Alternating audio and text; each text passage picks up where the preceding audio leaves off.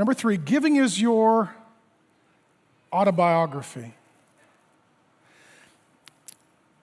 Who you are is most clearly seen in how you spend. The difference between a spoken value and an actual value is the action around it. Meaning this, you could say, I love my family. If we look at your budget and there's a lot more money for your hobbies than your family, we know what or who you really love. If we look at your budget and there's a lot of money that goes to some organization or cause, it tells us a lot about you and what you care about. If we look at your budget and a percentage goes to the Lord, that tells us something about your relationship with the Lord. I would encourage you to look at your budget from this past year and next year and ask, what is this as an autobiography? What does this say about me? How does this reveal who I truly am by how I spend? And that's the argument here. They're arguing, we do love you, we've not been that bad, we didn't say anything that bad, our marriage is fine. And God says, let's look at the finances, because that's your autobiography. Number 4, faith without giving is dead. In the book of James, he says that faith without works is dead. Faith is a devotion to God in here that results in a changed life out there. So James says you can't have faith for God in here and not change life out there.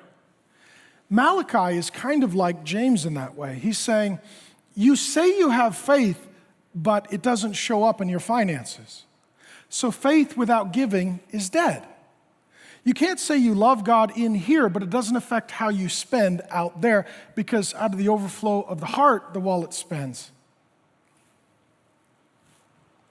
Number 5, giving begins a change process in you. Thus far in the book, these people are not changed. They are arguing and fighting with God, as some of us are.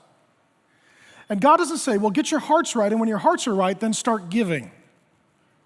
God says start giving because he knows that that will help to get the heart right. Similarly, let's say I'm sitting down with a couple, a husband and a wife, and they are at an impasse and in conflict. What I would never do is say, well, when both of you have a complete heart change and feel loving toward one another, then go out on a date and try and mend this relationship. What I would say is, obey God, start loving and serving one another, doing what God says, and see if that doesn't start a process of change in your heart toward one another. Do the right thing and then see if you don't end up feeling the right way.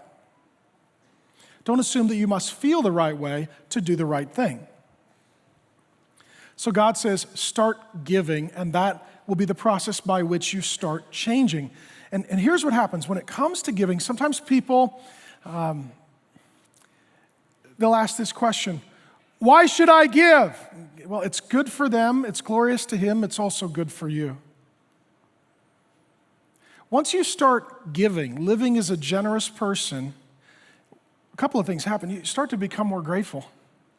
You realize all that you've been given by God and others. You're more grateful, more thankful.